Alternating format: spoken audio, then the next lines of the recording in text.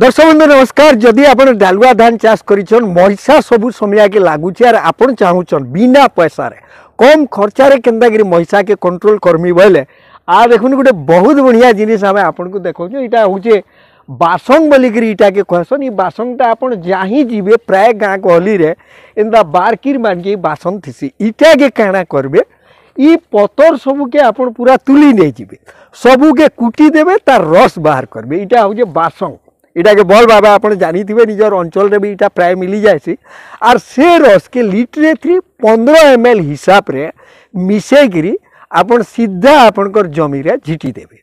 आपन देखबे पूरा जदि लागी छे भी कंट्रोल हो जावा प्रारंभिक अवस्था रे अच्छे बोले सीधा महिषा के आपन कम पैसा रे भल करी पारबे। इटा होचे बासंग रो एतकीटे गुण अच्छे जने चाषी भाई निहाती जानबार दरकार।